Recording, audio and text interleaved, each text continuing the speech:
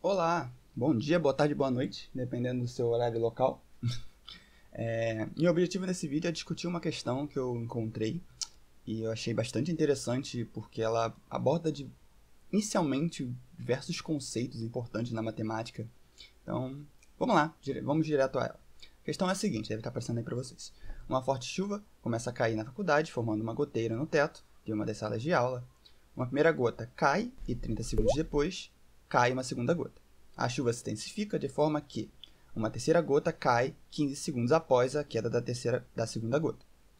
Assim, o intervalo de tempo entre as quedas das duas gotas consecutivas reduz-se à metade na medida em que a chuva piora. Então, sempre a diferença de tempo vai ser metade da anterior. Se a situação assim se mantiver, em quanto tempo aproximadamente, desde a queda da primeira gota, a goteira se transformará em um fio contínuo de água? Então, essa é a questão que eu achei bastante interessante. Bom, vamos tentar entender o que está acontecendo aqui. Vamos organizar um pouquinho as ideias.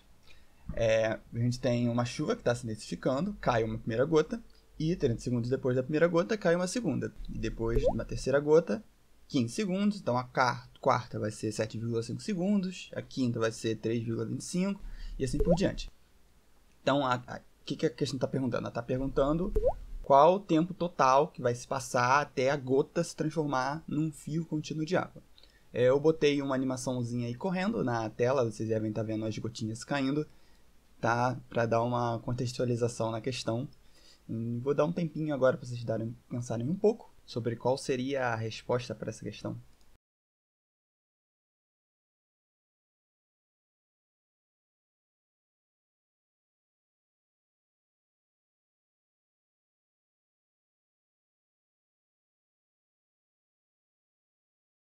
Bom, vamos começar a contar os tempos das gotas e quanto tempo se passou desde a primeira, para ter uma noção melhor. A primeira gota seria o segundo zero, certo? Então tá ali. A segunda gota, seguindo nossa questão, ela caiu de 30 segundos depois da primeira, então no segundo 30 a gente tem a segunda gota. A terceira gota caiu 15 segundos após a segunda, então se passaram 45 segundos desde a primeira gota, que era da primeira gota. Eu estou contando em relação a desde a primeira gota, porque é o que a questão está pedindo, né? Se a situação assim se mantiver, o tempo aproximadamente desde a queda da primeira gota. Então eu estou tudo contando em relação ao tempo, em relação ao tempo da queda da primeira gota. Bom, cortar a gota seria no segundo 52,5, que se passaram 7,5 segundos entre a terceira e a quarta. Quinta gota no segundo 56,25, porque se passaram 3,25 segundos entre a quarta e a quinta. E assim por diante. Então ali eu coloquei, vocês estão vendo aí na tela, o tempo da queda da sexta gota, a queda da sétima gota, a queda da oitava gota e a queda da nona gota. Escrevendo agora, tendo a coisa na nossa frente, a gente pode começar a ter algumas questões que pode abrir. A primeira é, bom, vai ter uma gota final? Quantas gotas vão ser? Quantas gotas precisa cair até virar uma goteira, virar um fio contínuo de água? Tem um número de gotas que a gente pode determinar. O tempo das gotas está sempre aumentando. Então, tem um tempo final? Não tem? E aí? Bom, pode não estar muito claro o que a gente tem que chegar. A gente tem uma aproximação ali.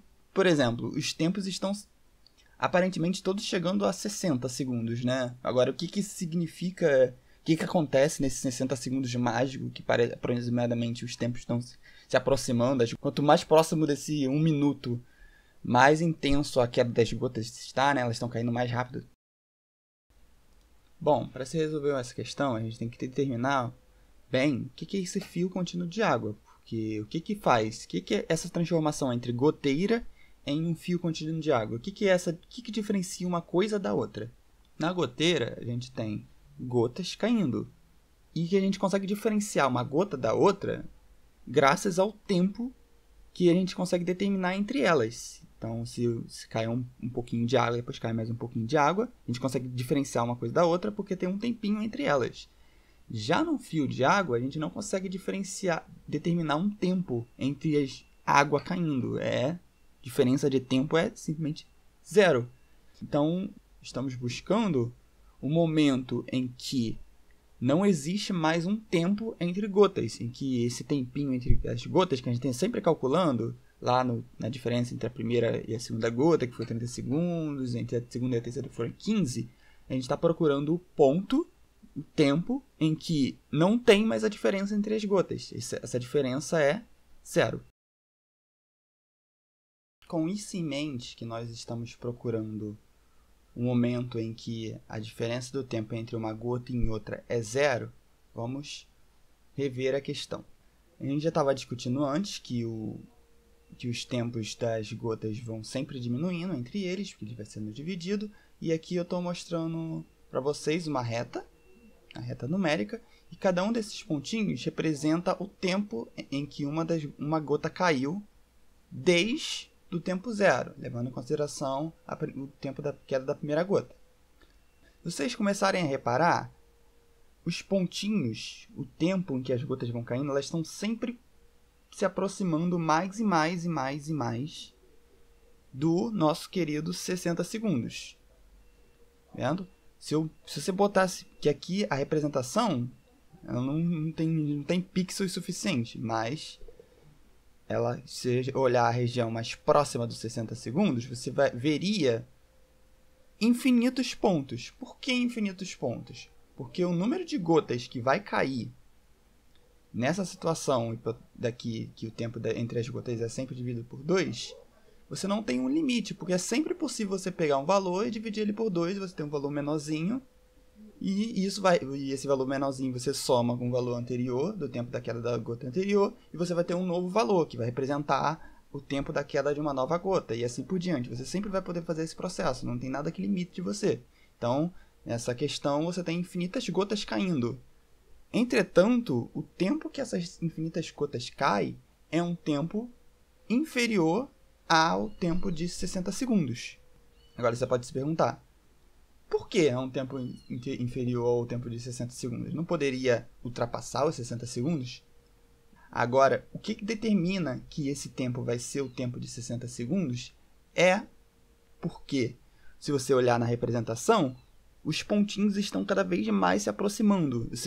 Mesmo se você botasse uma lupa aqui, você veria mais e mais pontos. É uma região densa, de pontos densa. Você sempre pode pegar um ponto e você vai sempre achar um outro ponto que está mais próximo ainda do nosso querido 60 segundos. E nenhum desses pontos vai ultrapassar o tempo de 60 segundos. Assim, para finalizar, seguindo o raciocínio, como não tenho nenhuma gota caindo no tempo após os 60 segundos e eu tenho infinitas gotas caindo em tempos extremamente próximos aos 60 segundos, mas nenhuma exatamente em 60 segundos, quer dizer que exatamente no tempo 60 segundos foi ali que houve a transformação entre as gotas em fio de água. Espero que vocês tenham gostado do vídeo e qualquer sugestão ou crítica, deixe um comentário.